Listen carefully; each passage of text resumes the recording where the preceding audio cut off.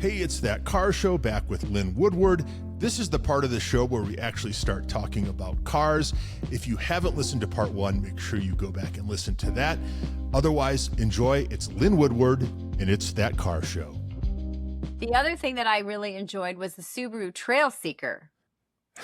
Yes. I've got that on my list here to talk about because I was, like you, very impressed, other than the steering wheel. But tell us about your... And we just say... Never in my life did I think I would be comparing or speaking about a 0 to 60 time of a Subaru being faster than a 0 to 60 time of a Porsche. Yeah, yeah. The And yet Porsche here we are. Macan, and yet here we are. The Porsche Macan base model is slower off the line than a Subaru Trailseeker. I mean, there's your What soundbite. about them apples, right? And it's Well, and what, the 4 times the Trailseeker- price? Like Yeah. 3 times the price? Yeah. And the trail seekers are so good all around. I mean, I off-roaded it. They Yeah. had one at Mudfest. It did fantastically. You know, as you expect, like Well, we've all off-roaded other calling it Subarus. in Europe, they call it the Outback EV.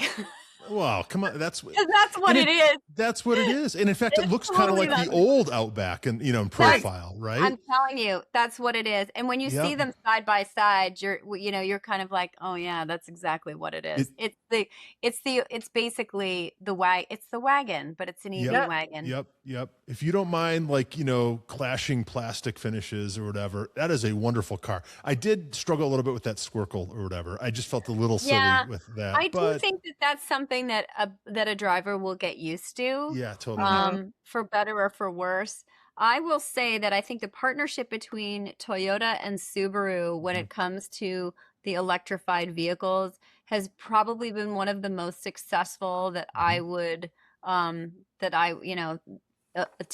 date. I think Subaru oddly enough might even be taking a little bit of an edge from Toyota to me with the way that they're rolling those things out. I think the Getaway is going to be a really interesting vehicle too. Even more impressive than the Highlander EV. It's got just a monstrous power number, and but you can also get it as a 2-wheel drive vehicle. You can't do that with the Highlander. And it's funny because I had lunch with them not long ago, and I don't know if this was off the record or not, but I think they all but kind of admitted, that maybe we should have done something different. Breaking news. That it may be that's available at some point, but the styling on the Getaway was really intriguing to me, and I can't wait to drive that vehicle. So I think they're making a lot of really like terrific choices. Yep. In Lyn, with the EVs, you don't have to worry about the one thing that's always prevented me from buying a Subaru, and that's the CVT. I'm not buying a CVT. I'm just not. You can't do it. I know it's not 2000 and it's not Nissan or whatever, but you know, where those would fail after 40,000. So right now I'm driving the Outback Wilderness as a long-term vehicle. And I was in the same camp as you. I still don't know if I could buy one, but I will say this. I don't hear it in the way that I thought I would hear it all the time. Subaru have refined it so much, and I'm really curious to drive it on the WRX. That's where I really would like to spend some time with it. But they're not interested in giving anybody a WRX with a CVT because they have an 80% take rate on the manual transmission. Why would they even care? Which is a beautiful thing to hear. I love it. I love it. There's a whole crew of guys out right now in England who are driving the snot out of the WRX all over the place before Festival of Speed, which is awesome. But I do think that the CVT has come a long way. And while it may not be the right transmission for you or for another enthusiast, I will say this. I think most customers, most car buyers, they don't notice. They don't care. And they don't know the difference. They've got their music on. If there is some noise, some weird, they're putting kind of paddle shifters on everything, which I'm like, this is so performative and like theatrical. But if that makes them feel better about like, oh, I need a little bit of a boost and I can kind of boogie on up the highway, then that's fine. But they've come a long way. So I'm Yep. not going to give them as much crap as I used to. True. And they're wonderful cars. I think, Lindsay, you and I both had one of those for at least a week. And Yeah, we had the Forester Wilderness. Forester, that's right. But Yeah. at least I had the Outback as well and enjoyed them both. I mean, I could see living with it, but I like that Trailseeker even better. That's one of those cars to me, though, that it doesn't check off all the boxes, because that one I wouldn't put on a lovely dress and pop to a fancy party or a restaurant. Yeah. I don't want to be driving around in a hiking boot all the time. It's a good. Yeah. And that's kind of what it feels like, which is why I think the Getaway is so intriguing, is because that looks sexy. Right. That looks good. And I saw it in this like purple paint that I was like, what is that color? It's fabulous. You're like, yes. Well, and you know what I think was funny, that Tori and I kept commenting when we had the Forester, and I think a lot of it is the public perception. Like you said, it's people think of them as like hiking cars, camping cars, outdoorsy things.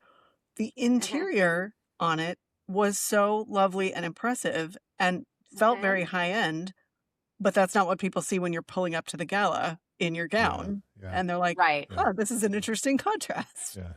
Which is why I would say, and I haven't confirmed this with them, but the redesign of the Outback, I'm betting that that's why they made such a departure, because if you're not buying the Wilderness Edition and you're just buying the regular edition, it's much more refined. It looks less rough and tumble. Yep. The colors that they offer it in are very kind of muted. It's like that kind of a cement color. It's like a beigey color. It's a muted green color. These are very sort of sophisticated colors now that I think they're trying to broaden their base away from, we're just granola and, and camping. Yeah. Because there is such there's such good cars now. And I think there's there's a much wider group of people that would enjoy and benefit and really would fit their everyday lives, who maybe have not thought of them up to this point because of the public perception of them as being like, well, but that's the outdoorsman or outdoorswoman's car. I need hairy armpits to drive that. If that's not me, then I need to look elsewhere. But really, they are much more universally applicable. And I highly recommend the Crosstrek, the latest iteration of the Crosstrek. They have upped the ante so much on that car, even to the extent of adding some great sound damping materials that really have refined the cabin quite a bit. It's an affordable vehicle, but now it has just this kind of I won't say sophistication, that may be taking it too far, but I am very impressed with the improvements that they've made on it. And I loved, you guys just had Dominic Infante on the show. Too. I loved that soundbite of him that said, we want to be controversial. We if everyone likes us, then whoops, we're doing something wrong. And I'd never thought of it that way. And I really appreciated that statement so much that I was like, I hope people think that way about me too. It's like, I know, I want everyone to let me right out of the gate. I want to go intriguing. You want a little I want to be a little I don't know, is she crazy or is she not crazy? Is that just cool or is she weird? I can't tell. You're bringing the turmoil since, That's right. Always. That was great. You got to have a little element. So I just had a Crosstrek. So the week that we had Dom on the show, totally by chance, I got a Crosstrek that week also. And same thing. I came away, I'm like, this is a great car. And what an amazing car. I mean, my impression of it, it's so useful. I think it would be fantastic for a college student or somebody that's going to be moving regularly. Because it's perfect first car. Perfect first car, great gas mileage. You can we went and picked up, a bunch of wheels and car parts, and it handled that with aplomb. Were they Volkswagen? There's a strong chance they were Volkswagen. But so we made that into a day trip to San Diego. There was no driver fatigue. Did great on the highway. Visibility's great. And mine was this lime tennis ball green color, because our friend Andrew Florin, who's Porsche Uz on Instagram, he does an All You Bob Cars and Coffee. And I was Yeah, like, he's that's a great. super colorful event. So what's the most colorful? And it was this like bright lime, kind of muted tennis ball. Every time I went to get in it, it made me smile. And I'm like, that's what you want in That's a car. awesome. Yeah. Yeah, That's yeah, awesome. yeah. I'll say one more thing about the Outback Wilderness. I just did a little bit of a road trip to go to a friend's memorial a couple of weekends ago. I crammed 5 people in that car. So there were 2 of us up front and 3 in the back. And we drove for probably all told 3 hours. Those people in the back seat, totally comfortable. I mean, and that's saying And there were That's a something. three rare across. thing. 3 There were across in the back. 3 Yeah, across. And I yeah. just thought, oh gosh, this is going to be terrible. I'm like, you guys, like, they said, oh no, the seats are very comfortable. Oh. They're heated for the 2 outboard seats. They were Right. very comfortable. And I thought, okay, that's the ultimate test Yeah, is can you smush 3 back there? Because I ain't yeah, going. Right. I mean, yeah. No, yeah, well now, but yeah, yeah. I have to So drive it. Yeah. Sorry. You're I've like, got to I know am so because sorry. I got to know because this has been the automotive story, the last couple weeks. But what is the Lyn Woodward SLATE take? I'm so curious about this car. I'm just going to turn my light on for 1 second Yeah, because yeah. it's getting a little dark in here. Hang on. And I can't. This is Oh that my car show gosh, after that's dark. like- oh, there. Now I don't look like a ghost. Okay, so I'm really curious about this vehicle. Listen, Yeah. anytime somebody starts a new car company, I'm all for it because the more players are in the game, the more exciting. Certainly something that is inexpensive at that price point. I think, yeah, that's fantastic. A couple of things that I think, that maybe I'm questioning and I'm not 100% sure how they're going to play out. Like I look at that little wall behind you, Lindsay, and I think, okay, great. That's a lot of options. You can do that.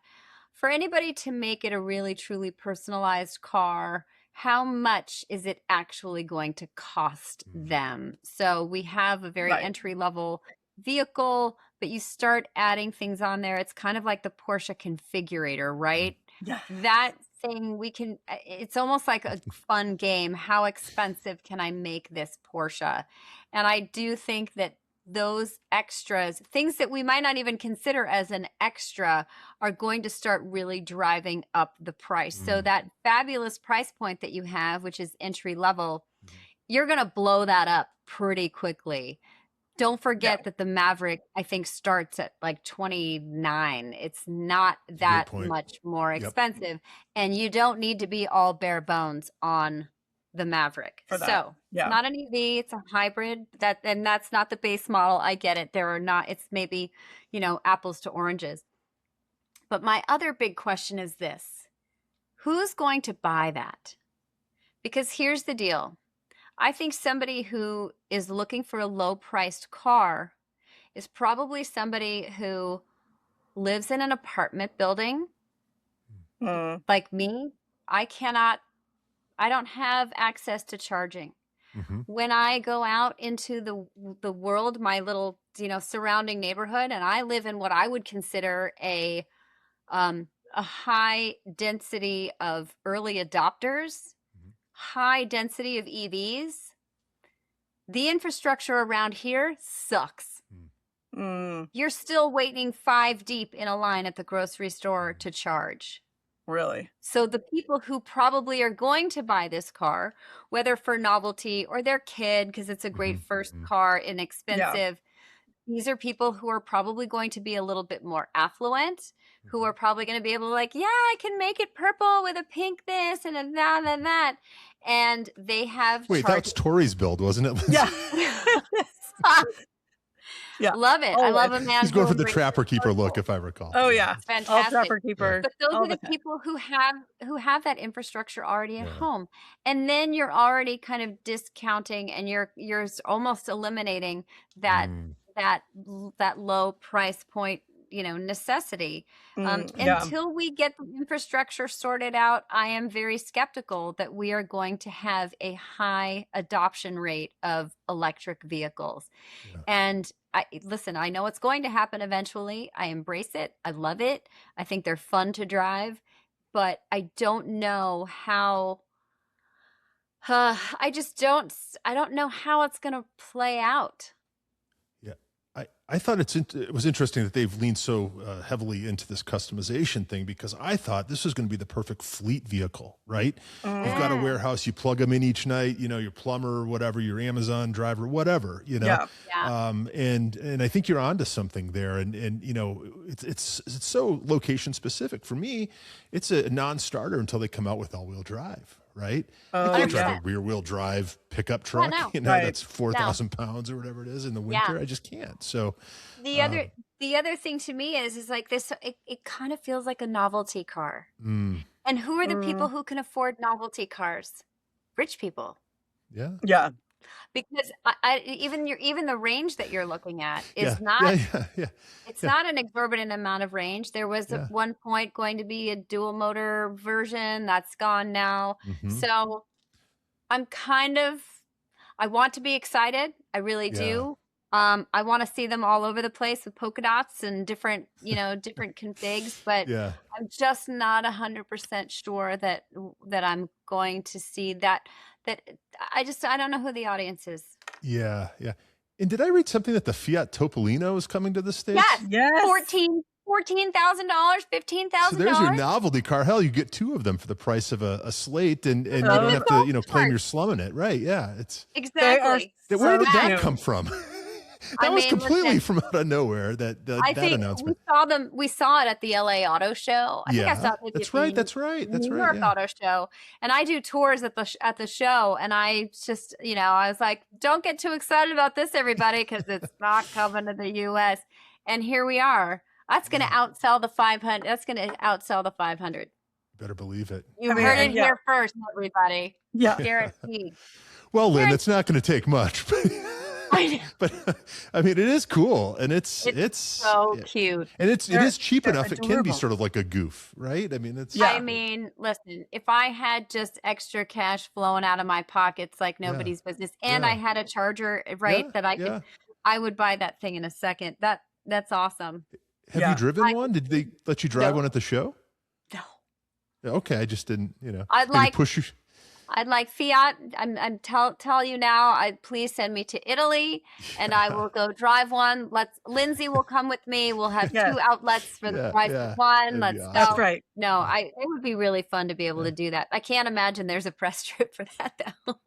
I There is tell you what, though, now, I've got a 13 and a half year old. So does Lindsay, right? I right? mean, a few years off from driving and, licenses and all this. And if that is a safe vehicle, and I have no idea how that possibly could be, but I guess they're selling it, right? It's You know, got to be like driving a paperclip. Or like a yeah, golf. we're I mean, I a think mile to the high school. right. Like I mean, a I Yeah. Suzuki my Samurai. I don't know. oh my I gosh. I don't don't know. know. I'd have to drive one. Yeah. I don't know about safety, guys. Like I'm sure it has an airbag, Right. maybe And one, airbag. an airbag. Just The the one. required amount of airbags. Yeah. I It's don't know. like it's like a Ziploc that just pops out of your that's right. Yeah. out of That's your right. steering wheel That's at right. you. That's right. Ah, It's Yeah, just that a one puff really, of air, that- really. that's- There's no bag. the air. That's a puff. Your It's a hair delicate blows back. Italian puff, Yeah. A But spritz, no, if you I will. love it. Again, I Yeah. love it. This is anyone who doesn't believe this is a great time to be alive and be watching the Mm. automotive industry, they're not paying close enough attention. Yeah. Well, and those are Because you get just, cars I like mean, that. You get cars like the Rivian, like the R2, which I Yeah. haven't seen it, but you think, oh my gosh, this thing is like magic and it's going to be amazing. And then you still have, hypercars, and you have electric vehicles, and then it's just like, come on, It is. it's awesome. I love Al- it. I although love that I get to witness this. We did lose one recently, Lindsay and Lynn, and Lindsay, you had just driven a new Model I 4, was, but yeah, I had just turned it in when that happened, when the news came out Oh. about Polestar being no longer. yeah, I'm a fan, Yeah. and it always appealed to me because it was kind of took the spot of like what Saab used to be, right? I know they're Chinese-ish, but they're still Scandinavian. They checked off a lot of the same quirky boxes for me, that Saab used to, and now they're gone. And Yeah, I think I don't. First of all, I don't know that the U.S. was really a super strong market for them Mhm, to begin No. with. Um, I I liked those cars because they really catered to an enthusiast audience. Mm-hmm. But the problem is, and they at least they catered to an enthusiast audience with the way that those cars drove, but not a lot of enthusiasts were buying EVs. Right. Yeah. And so at least not at, like at the beginning. And so I think they really had kind of a difficult proposition. I kind of almost wish they had not separated from Volvo, because it doesn't make any sense, right? It's No, like, that was okay, like they were the rub. the EV arm of Volvo, right? Okay, perfect. And then Volvo decided to kind of go all in on EVs too. And I'm like, Yes, well, yes. where's the other guy? Yes. Right, And like Lynn, you Motor could 15. still buy a Polestar Volvo as of 2026, right? The performance wagon, right? That you don't see anywhere, but in I mean, theory I'd is love one of available. those. And that That's royal now we're blue talking. Oh, that's the one with like the yellow, seatbelts. seatbelt. Seatbelts Love is it. what they call those things. Yeah. Yeah. It's just, but Lindsay, you just had what was it? The Polestar 4? I had the 4, yeah, which The the one without the thing window. without the back window. Yeah. Oh, So I haven't driven that. Was that a weird sensation? initially, but you learn to work around it. Okay. And I didn't have it for a full week, just the way my schedule worked out. So I would say I was like 90% used to it by the end. I think if I'd had the full week, it would have been a non-starter, like wouldn't have bothered me at that point. But you just like, you do work around it, you figure it out. And the rest of the car was so good that I was like, oh, there's no question that I'm willing to figure out how to work without the back window, because it was one of those cars you get in, at least for me, and it was like an instant, like you were talking about, like the exhale or the relief, where you're just like, yeah, I'm home. And, like so much space in the back seat, like my daughter's in the back seat and she's like, this is amazing. It's, cavernous back here. And just like, It's literally cavernous because yeah, because there's no window. Yeah. There's no window. Positive end. Yeah. Literally and figuratively. Yeah. Turn the lights Right. on in here, Mom. Yeah. That's right. Well, and it just had I mean, it was just so many little touches. And, we got back to our building and it's interesting. Like I had the Lucid Air before that. And like you, Lynn, I don't have charging capabilities in the building that I live in. So I was like, this is going to be an interesting exercise in figuring this out. And so, but then we got back to the parking garage and I'm like, the lights that it had on when I picked it up were pink. So of course I was into that. But it drove so nicely. It is. It really is. I was like, yes, I'll say yes. But yeah, just like they're masterful. They're masterful at driving dynamics, right? I mean, those things are fun. They're so well sorted. They're really fun to drive. There's like a dynamism to them that's great. The chassis is tuned perfectly. That's why I was always such a conundrum in my head, because I thought, God, this is an enthusiast car. Like it's still Polestar, right? It's still a racing company at heart, but yet I'm kind of like, I don't see how this could be like a mass market proposition in the way that I think they needed to be successful.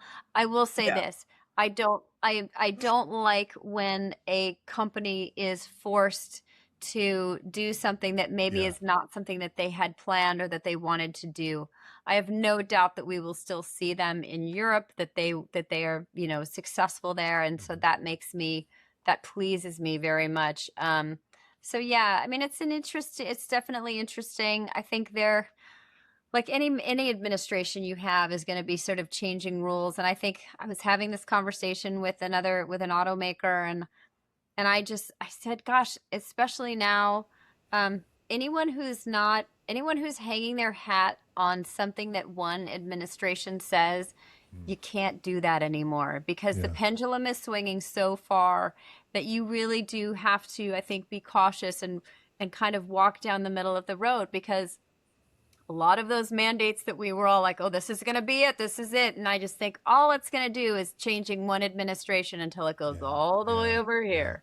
And then the next administration, the next time it's a different, a different brand of politician in the owner's box, then you're going to go all the way back over here. So I think, again, it's a terrible thing to do to car companies when you're talking about such expensive decisions. But I also think that you caught a lot of we caught a lot of OEMs kind of with their pants down because they thought, well, Volvo, I thought we were all going all Yeah. in. What the hell? Suddenly we're not doing that anymore. What's going on?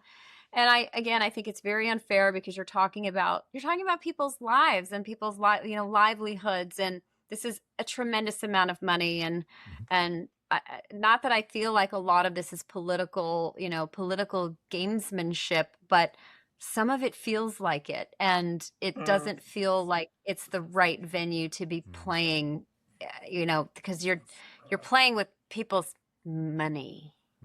Yeah, which is So it's well, tough. I mean, it's a really tough thing, and I am sorry to see a car company that I thought was making good products, even though I didn't necessarily see it being a broad proposition for the U.S. I'm still always sorry to see people leave. Yeah. Well, and I think one less player in the game. Yeah, and I read an article, they were quoting a source from one of the dealerships, like right after the announcement or the news, and they said there's almost 3,000 cars inbound for the US, like right now still.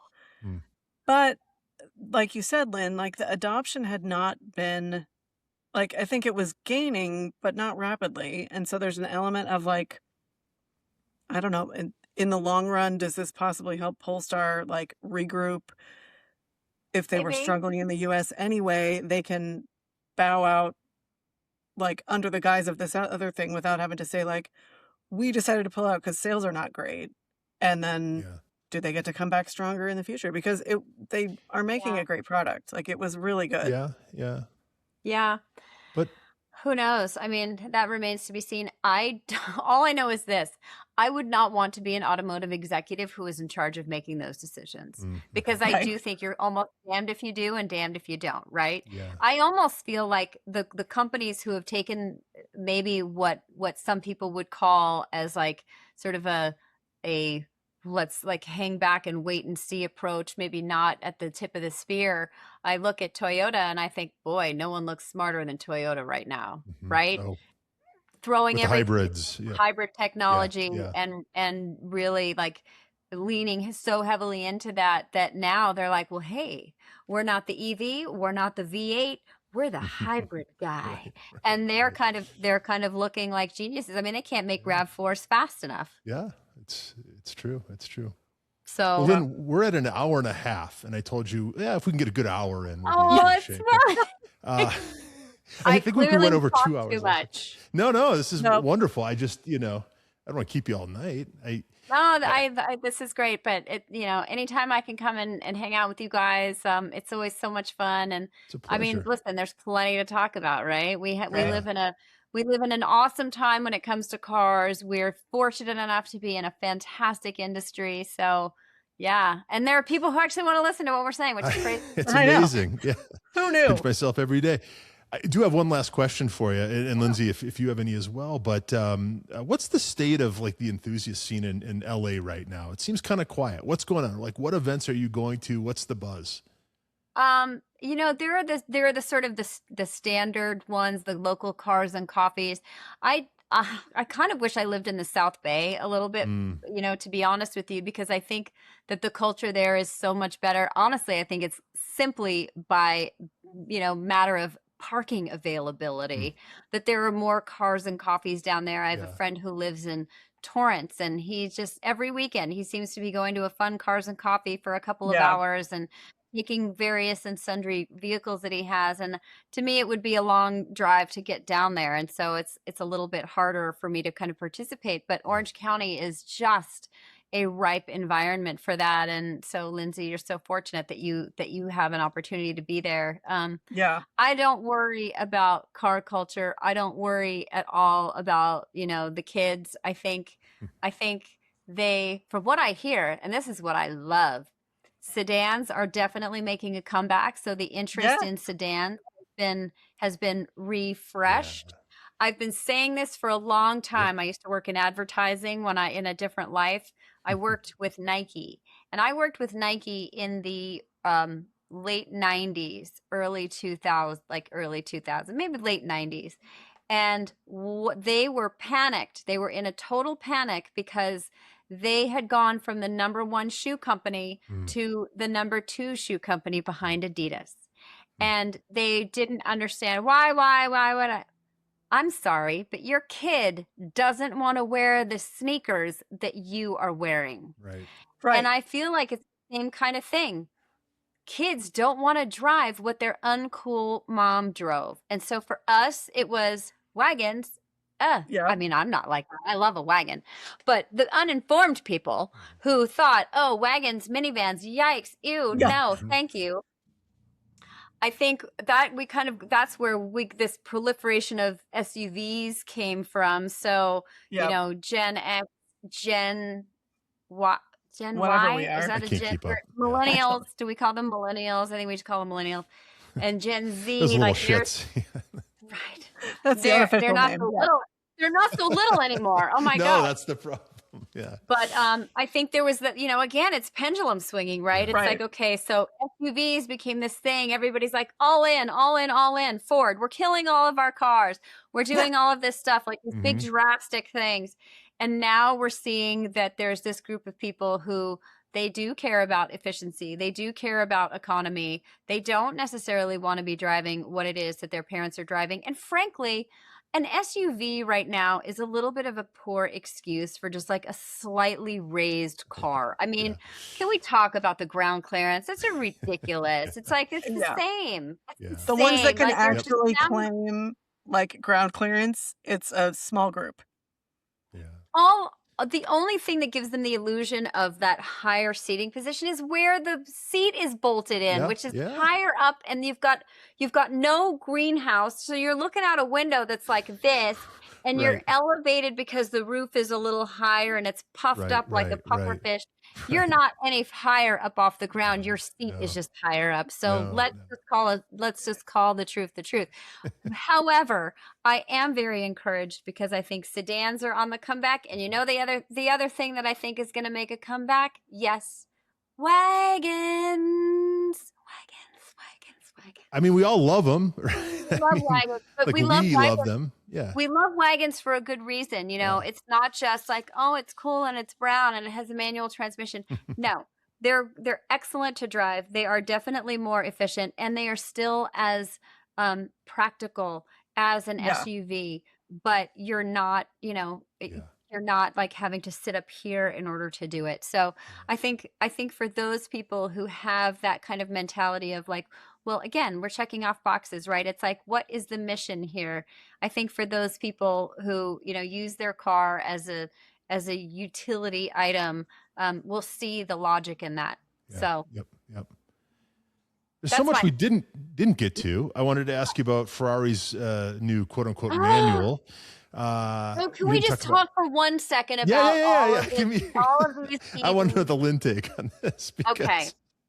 Okay. Oh my Lord Jesus in heaven. Eagles take the wheel. Eagles, take me now. I can't deal with this.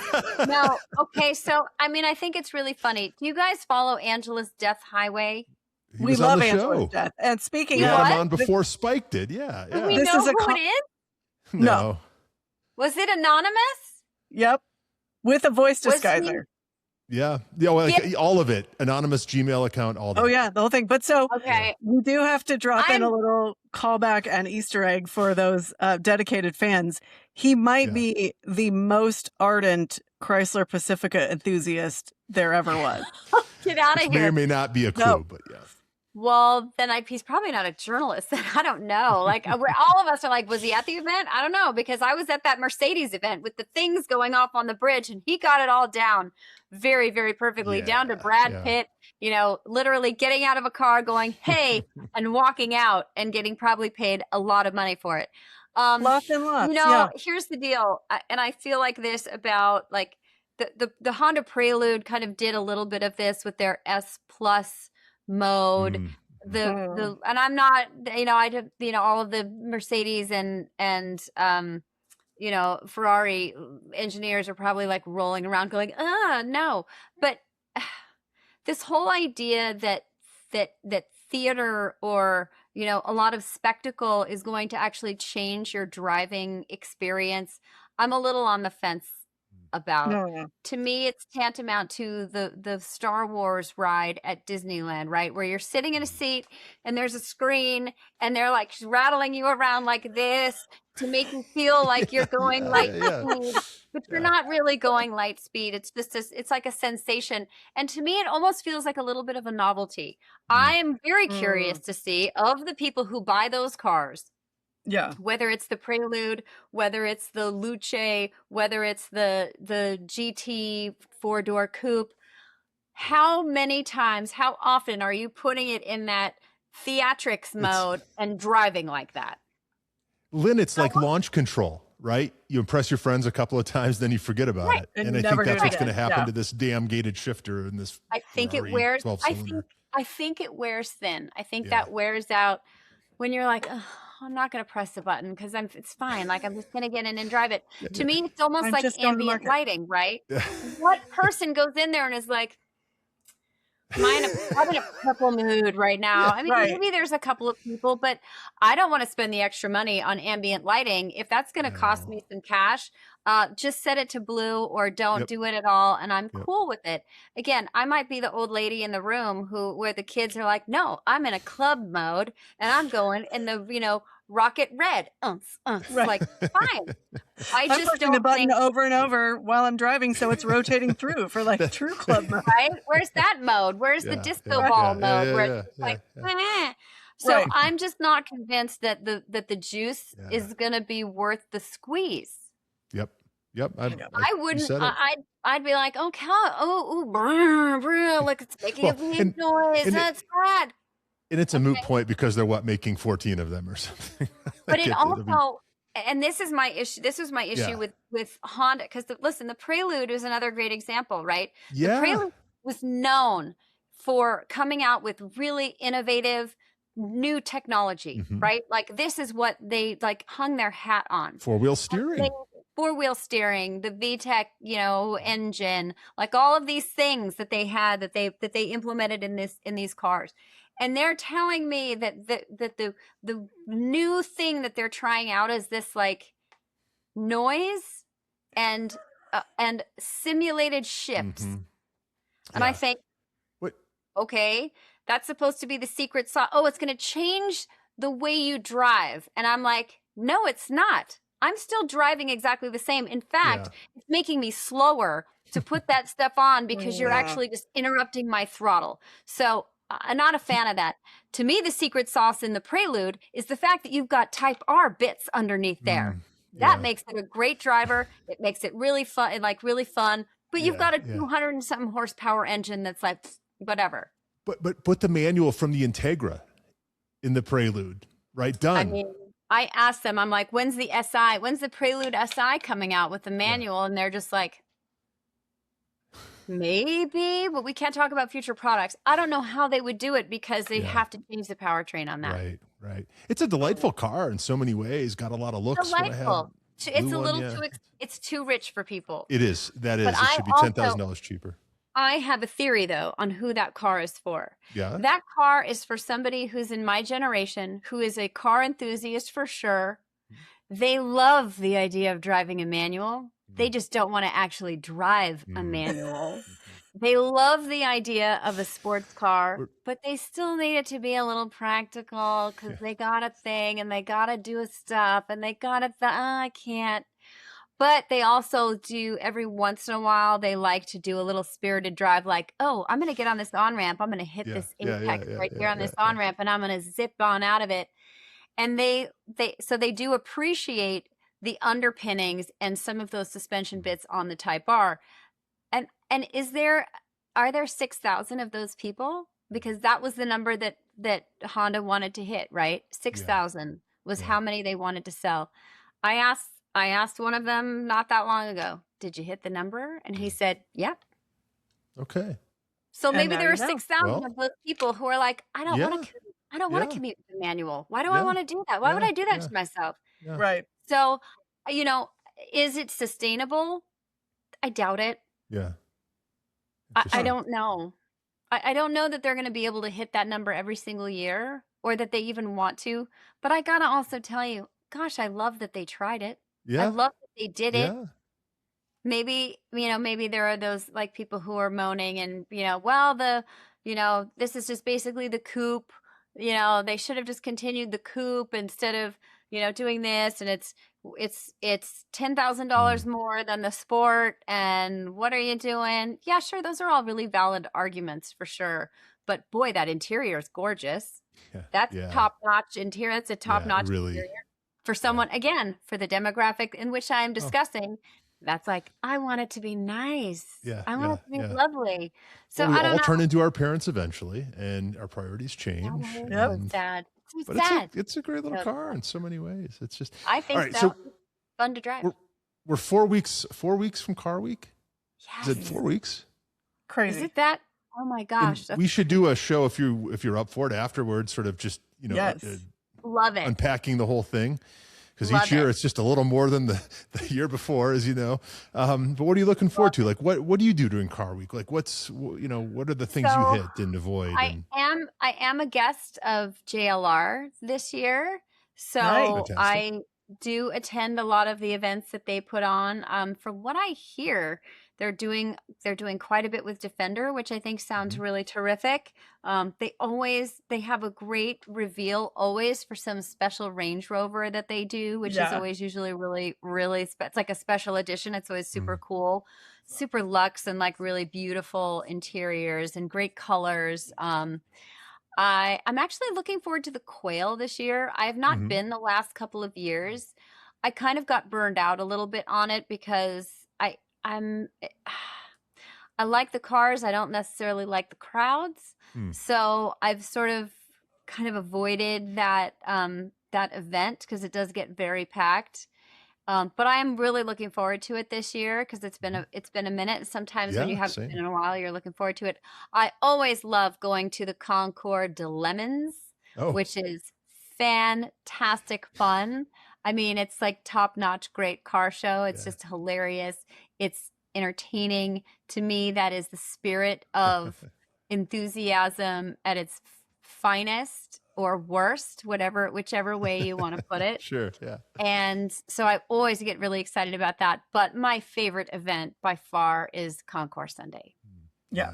It's special. Last year I had another event that I went to during the week, and so I wasn't able to come until I think I showed up on Saturday afternoon, and it was kind of perfect because all I did was like a dinner on Saturday night, and then the next day I just did the Concours. I like going early, not Dawn Patrol. No. The only way I'll do Dawn Patrol ever is if I'm staying at the lodge at Pebble Beach. I can roll out in my pajamas. I can get the donut and the hat, and then I can go back to bed for a couple hours. But that'll never happen, and that's fine. Well, and it's the 75th anniversary of. Is it 75 this year? I hear they're also doing a Miura. There's a Lamborghini Miura display that's happening, which is fabulous. I think it's the 75th year of that car, maybe 70 years. That's 70 exciting. years? 50 years, 60 years. I can't remember. Okay. It's So I think anniversary. the Miura is going to be featured. I'm pretty sure that Land Rover is doing something Cool. as well, Cool. which I will say this, the last couple of years they've had off-road vehicles on the lawn. They were the first ones to really do a significant showcase of off-road vehicles, whether it was the Queen's, some of the awesome. Queen's vehicles or some of their great expedition vehicles last year. Huge hit, which to me also indicates, we're doing fine because the young people love those cars. They're not necessarily into the, pre-war Duesenbergs and the, Delahaye's. They don't necessarily know what that is, but boy, a lot of the young people really love those kinds of vehicles. There is so much to look forward to at Pebble this year. So I cannot wait to go. Are you guys going? Yes. We So are. excited. Awesome. Cannot wait to be there. Awesome. We're very I fortunate will to look be going. forward to seeing you guys there. Do you go to the auctions? Because sometimes I think the auctions are some of the most fun moments. Absolutely. And this is what I tell people. Like, I want to go to Car Week, but I can't swing a ticket to, the Quail or whatever. I say, go to the auctions. Yeah. They're There's so they're much basically excitement free, there. right? Go to the previews or whatever, at least. Yeah. Right? and see what's out there, because you're going to see, you know, the stuff that's going to show up on the lawn next year, right? Effectively. 100%. So, Also, it's really fun to watch all of those loaded people get just super frothy about like, because that's really like, that's the moment where you're just like, you're really like, you're shooting way, you're way out over your skis. You're just like, yeah, I want it. I want it. I want it. Sure, I'll pay $1 million for it. And then afterwards, you probably have buyer's remorse. But the environment, the in the moment is epic. Yeah. absolutely. Absolutely. I mean, there's nothing like Car Week, and it's just, you know, each year it somehow manages to be more. And, you know, I know. but, Talk I about a always look trip. forward to it. We say this every year. I mean, talk about a trip that is re-entry is nearly impossible every time, because you're just like, Yeah. no, I just Although came I back think from. I'm older now, and to me, the reentry is a relief because it's so exhausting. It can be so exhausting. But Yeah. I mean, that really was the event that first got me into this business. Yeah. I mean, I think I told you guys this last time. I went 2015 was my first year going, and I was working on the Infinity activation that was at the top of Peter Hay Hill. Right. Yeah. I had no idea the world I was about to step into, and I just was overwhelmed. And ever since then, it's had a very, very special place in my heart. So I love being able to go back and kind of relive that almost childlike excitement and exuberance, because it's just cars, and you're just like, what's that? What's that? Well, your head's on a Well, and swivel. like where the drive there and back is just as crazy as whatever you're going to see at the event. I mean, like there's that's the only place in the world where that's true. Decided today that I'm taking the Porsche up there, so have to Nice. Well, have we to look make forward sure to that seeing that's both of you. found. Thank you. Yeah. Thank you. All right, we better call this a night, because we're damn near 2 hours, and you have been lovely. It's fine, and that's fine. Well, it's been a great conversation. It's always, I mean, but, any excuse to hang out with you, right? Yeah. But it's always fun. And Lindsay, we have to get together and have dinner again Would love sometime. to. I know, That's in such a person. great time. And Yeah. Ryan, I can't wait to see you up in Monterey. It's gonna be Yeah, terrific. I look forward to it. Maybe we can do like I said, a postmortem or whatever you want to call it. After We'd Yeah, love that to. would be Yeah, fun. let's do it. Let's do it. Awesome. Excellent. Pencil it Lyn in. Guys, Woodward, thank you so much for having me on. It's just Thank such you. a pleasure. Thank you. We will have you back soon. Until Yep. next time. Thank you so much for joining us, to our audience. And thank you to Lyn, always. It's so much fun to have you. And we appreciate everybody being here, listening, sharing the show with their enthusiast friends, and of course, leaving 5-star reviews. Remember, always be driving. We're That Car Show, and we'll see you next week. And if you don't follow me already on Instagram, follow me on Instagram. That's right. Because I do She's Lyn, a good follow. 1 N, 2 underscores, Woodward. 2 underscores. Awesome. All right. Thanks, Thanks so much, Lyn. We'll let you get on with your life, but really appreciate it. This was a great conversation. You bet. Always. All right. Talk soon.